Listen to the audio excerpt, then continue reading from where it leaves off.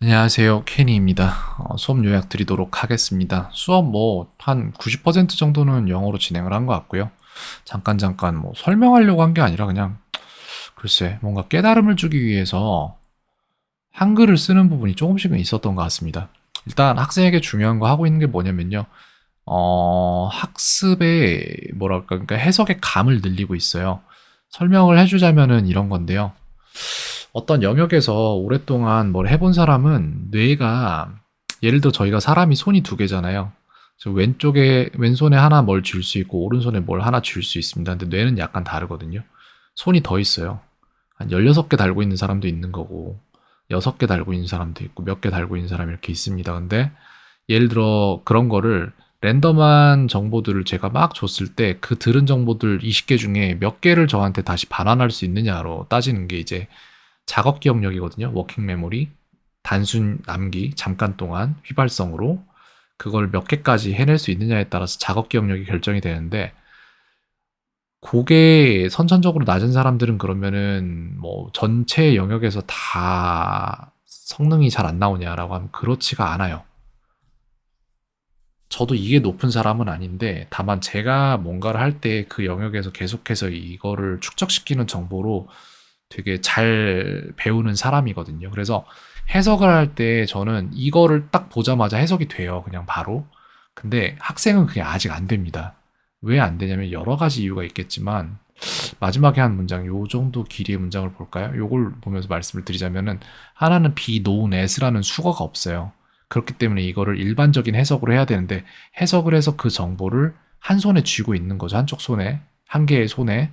그런 상태에서 influence가 뭔지는 알겠는데 shall이 들어가고 또한 여기에 명사로 파악되는 것이 있으니까 얘는 그럼 형용사 형태일 텐데 그런 influence가 영향이라는 이런 명사가 될 수도 있고 누구에게 영향을 주다라는 동사가 될 수도 있을 때 얘를 내가 모르는 외운 적 없는 단어를 어떻게 해석할 것인지를 생각하는 데에 들어가는 손이 이거 하나 그리고 influence 하나 influential이 형용사라는 거 또 하나 세 개 들어갔죠 손. 그 다음 얘가 명사라는 거 네 개. 이런 식으로 여기까지만 해석하기 위해서 지금 머릿속에 붙잡고 있어야 되는 정보가 네 개인 거예요. 손 네 개로 기억이 붙잡고 있는 거죠. in 1995 이렇게 해서 여기는 이제 상관이 없는데 여기에서도 이제 해석을 하려면은 he was awarded the Nobel Prize in Economic Sciences라고 돼 있을 때 이 정보에 대해서 프라이즈가 뭔지 노벨이 뭔지 뭐가 뭔지에 대한 것들을 하나하나 다 잡고 있어서 그렇습니다. 저는 무의식적으로 그냥 봐도 이게 다 해석이 되거든요, 지금. 근데 학생은 그 단계가 아니란 거죠. 그럼 그 단계는 언제 닿을 수 있나요? 라고 물어보면은 다 달라요, 사람마다. 근데 일반적으로는 고등학생이나 대학교 때 되겠죠. 그럼 걔네들이 그렇게 된 이유는 뭔가요? 라고 물어보시면은 걔네들이 그렇게 된 이유는 그걸 많이 해봤기 때문에 많이 하다 보니까 뇌가 적응을 해서 이 손을 더 갖게 된 겁니다. 단순해요. 그러면은 요셉 학생은 언제쯤 될까요? 라고 물어보시면 제가 볼 땐 몇 달 안에 될 것 같아요. 네. 한 달이라고 말씀드리기는 좀 빠를 것 같고 두 달 안에 되지 않을까라는 생각이 좀 들고 있는데 그런 식으로 해석하는 횟수를 계속 늘려가다 보면은 이런 것들이 편해집니다. 그리고 학생이 또 해석할 때 되게 딱딱하게 해석하려는 경향이 있었는데 그런 거를 덜어주고 있어요. 지금 굉장히. 예를 들어 그게 어디서 나오냐면은 글쎄요. 어디에서 나왔더라? 여기거든요. degree가 몇 도, 예를 들어서 16 degrees Celsius라고 말하면은 16도거든요.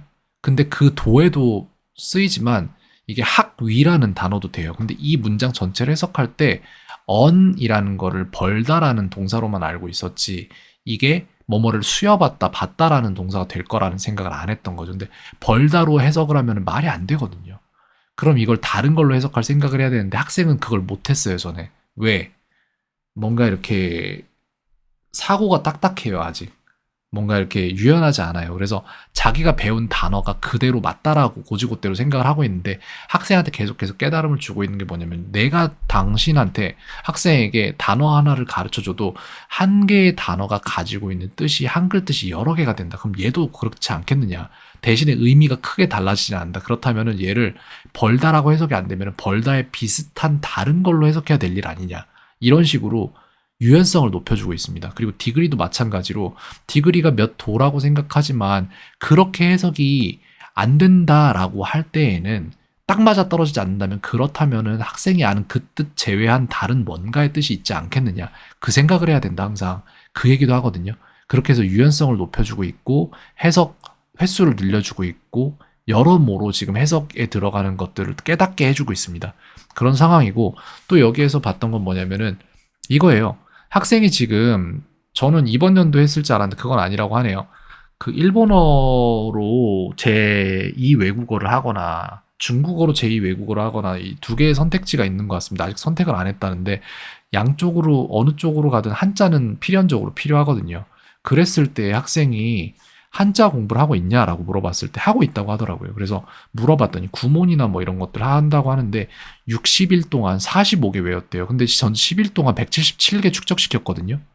근데 이 45개 학생이 외웠다는 것도 이게 실제로 45개를 외운 건지 아니면은 전에 외웠던 건 까먹은 건지를 알 수는 없어요. 근데 저는 이걸 177개를 축적을 해왔고 내일은 197개가 되고 모레는 217개가 되고 이런 식으로 하루에 20개씩 추가적으로 보고 있거든요. 더 새로운 정보들을.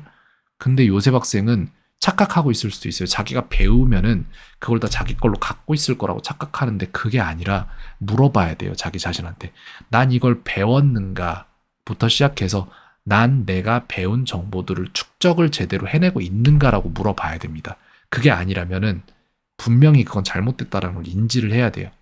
네, 그래서 한자를 본인이 배우고 있다면 예전에 영어학원 다닐 때 발생했던 일처럼 자기가 배우고는 있는데 그걸 계속 더 오래전에 배운 거는 이렇게 잊고 있는 게 아닌지 그걸 계속해서 스스로 자문을 해봐야 됩니다. 나 이거 진짜 제대로 배우고 있는 거 맞나? 라고. 네, 저는 한자를 하루에 20개씩 축적시키고 있거든요, 지금. 그렇습니다. 그래서 이 부분에 대해서도 나중에 학생이 궁금해하거나 부모님이 궁금해하신다면 말씀드리겠습니다. 어떻게 하면 되는지. 여기까지 말씀드리도록 하겠습니다.